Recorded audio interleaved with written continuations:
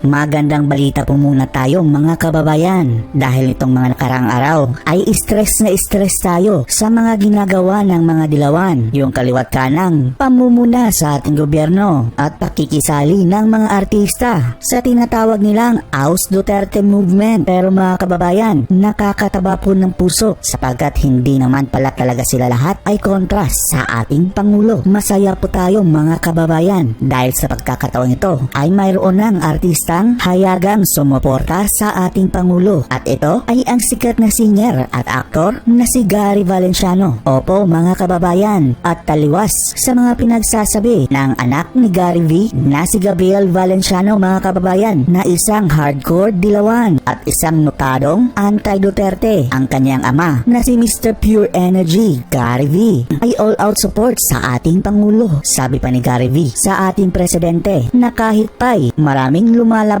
na samot-saring opinyon sa tuwing ikay nagsasalita, ay tinitingnan daw ni Gary V ang kabuuang laman ng mga sinabi ni President Duterte. Ibig sabihin mga kababayan ay hindi na niya pinupuna yung mga maliliit na bagay at yung mga biro ni President Duterte na ginagawa lang niya naman para hindi maging boring ang kanyang speech. Ang importante para kay Gary Valenciano ay ang kabuuang nilalaman nito at ang mensahe para sa ating mga mamamayang Pilipino, dahil kung ating iintindihin talagang mabuti mga kababayan na ang main point ng ating Pangulo ay para rin sa kabutihan ng sambayanan. Pero ibang usapan kasi ang nangyayari sa mainstream media mga kababayan, dahil pinipili nilang ibalita yung mga biro pa ni Pangulong Duterte at yung paminsan-minsay mga kontrobersyal niyang nasasabi. Agad nilang headlines, Duterte sinabing shoot them dead. Pero mga kababayan, hindi sinalin ng mainstream media ito ang naunang sinabi ni Pangulong Duterte, at yun tuloy ay nagkakaroon ng ibang kahulugan. Ito ang kaibahan natin doon sa mga dilawan mga kababayan, dahil ang mga dilawan ay bumabase lang sa kung ano ang inilalabas sa TV at dyaryo na halatang halata na gustong sirain ang ating Pangulo. Kaya para sa iyo Gary V, saludo kami sapagkat hindi ka gaya ng mga dilawan na nagkukuda base lang sa nababasa kontrobersyal na balita galing sa dyaryo at TV na hindi naman talaga kasali sa totoong pinupunto ng Pangulo. At nagpapasalamat rin kami sa iyo Gary Valenciano sa pagsali sa iyong mga dasal ang ating Pangulong Duterte. Huwag kang mag-alala dahil babalik sa iyo lahat ng kabutihang ginagawa mo. God bless po sa iyo Sir Gary Valenciano. Samantala sa iba pang tampok na update mga kababayan, Shell Jokno nagpunta sa NBI para magrepresenta sa isang kliyente niya na sasadlak ngayon sa investigasyon sa NBI dahil sa kanya mga naipost sa social media. Hindi lang pinangalanan ni Jokno mga kababayan kung sino itong pinagtatanggol niya dito sa NBI, pero pagkakaalam natin ay yung mga iniimbestigahan sa NBI ay yung mga taong nagpapakalat ng fake news at gumagawa-gawa ng mga announcement kuno at nagpapanggap na ito ay post galing sa ahensya ng gobyerno. Eto si Jokno kasi mga kababayan ay isang human rights lawyer. Baka nais niyang ipagtanggol ang mga taong nakalaboso ng NBI. Dagdag pa dyan, nakiusap rin si Jokno mga kababayan sa NBI na wag na munang dumagdag sa pahirap ng mga kababayan natin ngayon na may krisis sa COVID. Ano raw? Ang NBI pa ang dumagdag sa paghihirap ng ating mga kababayan? Bakit mo naman nasabi yan Jokno? Trabaho yan ng NBI at kaya inimbestigahan nga yan kliyente mo dahil mayroong ginawang kababalaghan. Sino ngayon ang dumagdag sa problema ng COVID? Samantala mga kababayan, naging usap-usapan rin ang Jokno nito kamakailan lang. Hindi dahil mayroon siyang mabuting ginawa, kundi dahil sa kanyang malaking ngipin na binira mismo ng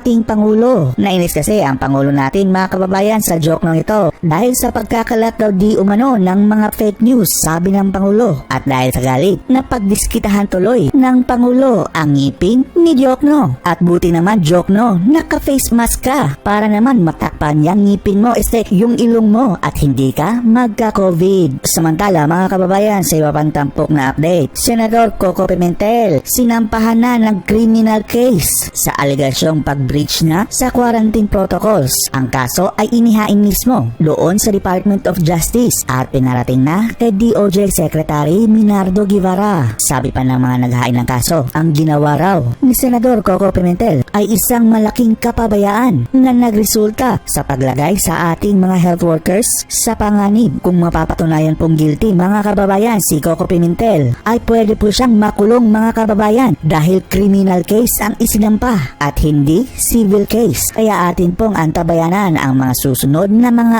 updates. Samantala, patay ang isang sundalo mga kababayan ng tambangan ng grupo ng mga rebeldeng NPA sa Iloilo. Ayon sa report, nagsasagawa ng operasyon tulong ang mga sundalong ito para sa pagtugon sa krisis sa COVID-19 nang pinaputukan sila ng lampas 20 rebeldeng NPA at dooy napuruhan ang isang sundalo. Hindi lang po iyan mga kababayan ang ginawang pag-atake ng mga NPA. Sa makatuwid ay ilang beses silang nagtangkang magpasabog at nagtanim ng mga landmine at nang-aambush ng mga sundalong nagsasagawa ng tulong para sa COVID-19. Sinasamantala kasi ng mga rebeldeng NPA nito mga kababayan ang kahinaan ng ating militar ngayon, kaya't alerto ang mga armadong grupo na ito sa pag-atake sa ating mga kasundaluhan. Mga halang talaga ang mga bituka ng mga rebeldeng ito. Hindi na namimili ng pagkakataon na kahit pa'y matindi ang krisis na dinaranas ng ating bansa ngayon ay nakidagdag pa itong mga teroristang ito. Samantala sa puntong ito mga kababayan ay pakinggan natin ang ilan sa mga pahayag galing mismo sa Palasyo Malacanang sa pamamagitan ni spokesman Salvador Panelo. Ngayong araw pong ito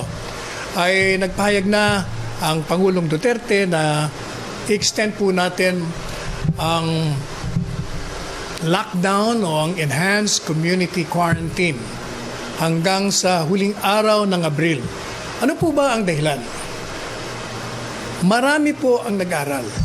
Mga technical group natin na binubuo ng mga doktor, ganun din po yung mga scientists natin. At tinitingnan po nila kung yung lockdown na ginawa natin o ang ECQ, Enhanced Community Quarantine, ay magpapababa ng bilang ng mga na-infect o namatay. At tinitingnan po nila, kahit ako po nakita ko yung mga bilang during the first few days, yung pong bilang ay umaabot sa 400, 300, tapos bumababa sa 200, tapos akit naman sa 300. But lately, napansin po natin, parang bumaba siya to less than 200. Kahapon, parang 100 plus lamang. So, tinitingnan po ng Presidente kung anong pinaka-best option. And he realized that yung pong lockdown na tinatawag natin, o yung ating pananatili sa bahay, yung pagsunod ng mga protocols natin, ay maaaring makahinto sa spread ng virus. Kaya minabuti niya po na i-extend o palawigin natin sapagkat kung i-lift natin o tigilan po natin ang lockdown, meron pong malaking probabilidad na masisira natin yung gains na nakuha natin. Dahil gaya nga na sinabi ko sa inyo, nakikita natin dati 400 yung mga nai-infect. Umababa naman siya habang tumatagal. So, siguro, kung palawigin natin sa pananaw ng mga nag-aaral, mga doktor, mas makakabuti po sa atin. Mas mabuti na po ito kaysa i-lift natin at babalik po tayo dun sa dati nating ginawang lockdown. Tandaan po ninyo, Singapore, nangyayari na. Ewan ko kung ano pang bansa yun, na hininto nila yung lockdown tapos bumalik. Eto na naman, ang virus lumalaban na naman sa atin. Kaya yun po ang kadahilanan kung bakit si Presidente ay nagdesisyon.